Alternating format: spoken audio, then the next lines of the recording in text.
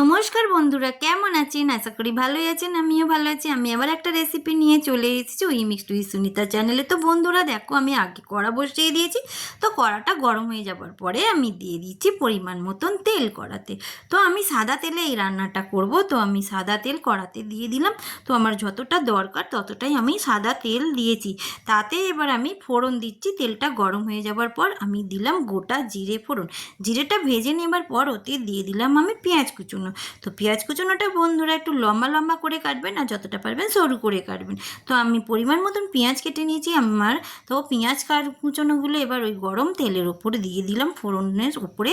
তো আমি ফোড়ন আর ওই পেঁয়াজটা ভালো করে ভেজে নিচ্ছি। যতক্ষণ ভাজা হচ্ছে বন্ধুরা, আমি সেই ফাঁকে এখানে একটা ময়দা মেখে নিচ্ছি। তো ময়দা আর আটা আমি নিয়েছি, দুটো মিক্স করে আমি মাখছি। তো বন্ধুরা আপনারা চাইলে আপনারা শুধু আটা বা শুধু ময়দা দিয়েও করতে পারেন।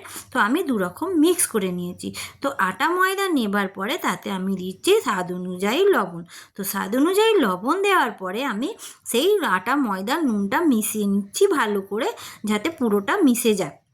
তো ভালোভাবে মিশিয়ে নেবার পর আমি তাতে এবার দিয়ে দিচ্ছি এবার পরিমাণ মতন তেল, যাকে বলি আমরা ময়ন। তো তেলটা দিয়ে দিচ্ছি, আমি সাদা তেলে দিয়েছি। তো আপনারা ময়ন দিতে চাইলে ঘিও দিতে পারেন। তো আমি সাদা তেল দিয়ে দিলাম, পরিমাণ মতন আমি সাদা তেল দিলাম। দিয়ে সেই সাদা তেলটা ওই আটা ময়দার সাথে আমি ভালোভাবে মিক্স করে নিচ্ছি। আর আমি এইভাবে ময়নটা পুরো কেমনভাবে মিশে গেছে সেটা পরীক্ষা করার জন্য আমি একটু আটা নিয়ে ডেলা পাকিয়ে নিলাম। তো ডেলা হয়ে যাওয়ার পর আস্তে করে চাপ দিতেই ভেঙে গেল। তো তখন আমি বুঝে গেলাম যে আমার ময়ন পুরোটাই মিশে গেছে আর ঠিকঠাকভাবে ময়ন হয়েছে। তো আমি ওই ময়ন মেশানো আটাটা সাইডে এখন রেখে দিয়ে এদিকে যে পেঁয়াজটা ভাজা হচ্ছিল, সেই পেঁয়াজটা ভাজা ভাজা হয়ে যাবার পরে কালারটা চেঞ্জ হয়ে গেছে, দেখো বন্ধুরা গোলাপি রঙ এসে গেছে। তাতে আমি দিলাম আদা রসুন বাটা। এবার আদা রসুন বাটা দিয়ে আমি ভালোভাবে নাড়াচাড়া করে নিয়ে দিয়ে দিলাম নুন। তো নুনটাও স্বাদ অনুযায়ী আমি দিলাম। তো কম বেশি হলে আপনারা পরে চেক করে নেবেন। তো নুনটা দেবার পরে এদিকে যে আমি আলু সেদ্ধ করে রেখেছিলাম বন্ধুরা, সেটা আপনাদের সঙ্গে দেখাইনি, সেদ্ধটা ডাইরেক্ট সেদ্ধ করেই এনেছি। সেই আলুটা আমি ভালোভাবে ম্যাশ করে নিয়েছি। একদম ম্যাশ বলতে একদম মিহি নয়, জাস্ট ম্যাশ বলতে যাতে একটু ভাঙা চোরা থাকে সেই হিসেবে ম্যাশ করে নিয়েছি। নিয়ে এবার ওই পেঁয়াজ ভাজার উপরে আমি এবার আলুটা দিয়ে দিলাম। দিয়ে আমি আলুটাকে ভালোভাবে আমি ভেজে নিচ্ছি। তাতে এবার দিয়ে দিচ্ছি চিলি ফ্লেক্স। তো আমি রেডিমেড চিলি ফ্লেক্স দিচ্ছি বন্ধুরা, আপনারা চাইলেন ঘরেও করে নিতে পারেন। লঙ্কাগুলোকে আগে ভেজে নেবেন, শুকনো লঙ্কা, আর গুঁড়িয়ে নিয়ে নিলেই হয়ে যাবে চিলি ফ্লেক্স। তো আমি রেডিমেড চিলি ফ্লেক্স দিয়েছি এই আলু মাখার ওপরে।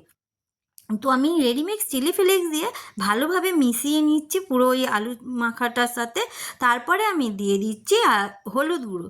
তো আলু মাখাটা হয়ে যাবার পর হলুদ গুঁড়ো দিয়ে দিলাম আমি জিরে গুঁড়ো দিয়ে আমি এবার দিচ্ছি লাল ঝাল লঙ্কার গুঁড়ো। তো যতটা যদি আপনারা ঝাল খেতে চান তো ঝাল দেবেন, আর না খেতে চাইলে পরিমাণ মতনই ঝাল দেবেন। তো তার সাথে আমি দিয়ে দিলাম গরম মশলা গুঁড়ো। তো গরম মশলা গুঁড়ো দিয়ে বন্ধুরা এবার আমি ওই মশলাটাকে ভালোভাবে কষে নিচ্ছি বন্ধুরা। তো আমার এই রেসিপিটার নাম হচ্ছে মশালা টিক্কি। তো ভেতরে পুর ভরা মশালা টিক্কি। তো আমার পুর ভরা মশলা টিক্কি কীভাবে তৈরি করছে দেখুন। তারপরে আমি দিয়ে দিচ্ছি এখানে রেড চিলি সস। তো আমি রেড চিলি সসটাও পরিমাণ মতন দিয়ে দিলাম বন্ধুরা, দেখো। তো রেড চিলি সস দেওয়ার সাথে সাথে আমি একটা পাতিলেবুর রসও দিচ্ছি। তো আমার যতটা আলু চোখা হয়েছে তার সাথে যতটা পরিমাণ লেবুর রস যাবে সেই হিসাবেই দেবেন। তো আমার যতটা আলু চোখা সেই হিসাবে আমি আধখানা লেবুর রস দিলাম।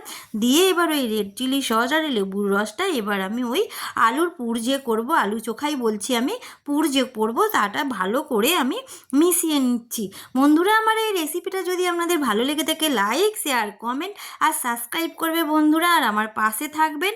আর আমার কে আগে নিয়ে যাবেন। তারপরে আমার আলু চোখাটা হয়ে যাবার পরে আমি গ্যাসটা বন্ধ করে আর এদিকে মশলাটা ঠান্ডা হতে দিচ্ছি। তো দেখো বন্ধুরা কত সুন্দর দেখতে হয়েছে। আর এদিকে যে ময়ন দিয়ে আমি মিশিয়ে রেখেছিলাম আটা ময়দা, সেটাতে আমি অল্প অল্প জল দিয়ে এবার আমি আটাটাকে মেখে নিচ্ছি। তো আস্তে আস্তে অল্প অল্প জল দিয়ে মাখবেন, নালে একদম পাতলাও হবে না আর একদম শক্তও হবে না। তো আমার এদিকে আটা ময়দা মাখা হয়ে গেছে, মানে আটা ময়দাটা কেন বলছি বন্ধুরা, একসাথে দিয়েছি বলে তো আমার আটা মাখা হয়ে গেছে।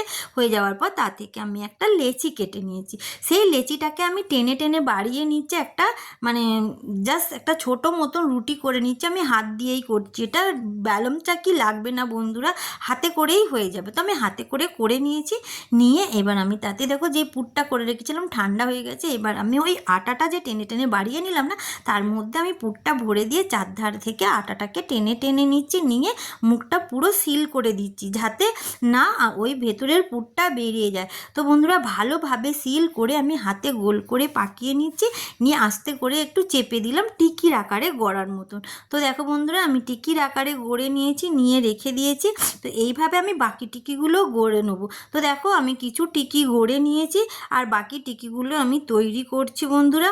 তো এবার আমি একটা কড়া বসিয়ে দিয়েছি। তো বন্ধুরা আপনারা চাইলে ফ্রাই প্যানেও করতে পারেন, তো আমি একটা ননস্টিক কড়া বসিয়ে দিয়েছি, আপনারা যে কোনো জিনিসেই করতে পারেন। তো আমি ননস্টিক কড়ায় সাদা তেল দিয়ে দিলাম পরিমাণ মতন, একদম ডুবো তেলে হবে না এটা, আর হালকা তেলেই হবে। তো আমি তেল দিয়ে দিলাম। তেলটা গরম হয়ে যাবার পরে আমি আস্তে আস্তে একটা একটা করে টিকি আমি ওই গরম তেলের ওপর দিয়ে দিচ্ছি। তো তেলটা খুব বেশি গরম করবেন না, একটু হালকা গরম হবে তাতেই টিকিগুলো দিয়ে দেবেন। তো আমি আস্তে আস্তে টিকিগুলো দিয়ে দিলাম আর এক পিঠ হতে দিচ্ছি। তো বন্ধুরা দেখো আমি এক পিঠ হতে দিচ্ছি। তো আবার আমি চলে এসেছি ওই টিকিগুলোর কাছে, এক পিঠ হয়ে গেছে বন্ধুরা, আমি এবার উল্টে দিচ্ছি। তো বন্ধুরা গ্যাসটা একটু স্লো করে করবেন, কেন কি যাতে ভেতর অবধিও ভাজা হয়, মানে ভেতর অবধিও পেকে যায় জিনিসটা, সেই হিসেবে গ্যাসটা ওই জন্য করতে। তো আমি পুরো সব টিকিগুলো উল্টে দিয়েছি, এক পিঠ আমার হয়ে গেছে, আর এক পিঠ আমি এইভাবে লাল লাল করে ভেজে নেবো। কেন কি হাই ফ্লেমে দিয়ে করলে তাড়াতাড়ি লাল হয়ে যাবে কিন্তু ভেতরটা আর পাকবে না। তাই জন্যে বলছি বন্ধুরা যতটা পারবেন হালকা আঁচে করবেন। তো আমার সব টিকিগুলোর কালার এসে গেছে, এবার আমি আস্তে আস্তে টিকিগুলো তুলে নেবো, আর ভেতর অবধিও পেকে গেছে আর এই কত সুন্দর দেখতেও হয়েছে দেখুন বন্ধুরা। তো আমি এবার টিকিগুলো একটা প্লেটে আস্তে আস্তে করে সব কটা তুলে নিচ্ছি বন্ধুরা। তো বন্ধুরা আমার সাথে থাকুন, আর যারা পুরনো বন্ধু নতুন বন্ধু যারা আমার এই ভিডিওটার সাথে যুক্ত আছেন তাদেরকে অসংখ্য ধন্যবাদ আর অনেক অনেক ভালোবাসা। তারপর আমি একটা টিকি আপনাদেরকে কেটে দেখাচ্ছি ভেতরটা কেমন রেডি হয়েছে। তো টিকিটা আমি মাঝখান থেকে কাটলাম, দেখুন ভেতরটাও সুন্দর রেডি হয়েছে, পুরটাও ভালো হয়েছে আর খেতেও দারুণ হয়েছে বন্ধুরা। তো বন্ধুরা আমি সব সাজিয়ে ফেলেছি প্লেট, আর বেশি কিছু বলছি না। আমার এই রেসিপিটা যদি আপনাদের ভালো লেগে থাকে তাহলে আমাকে শেয়ার করবেন।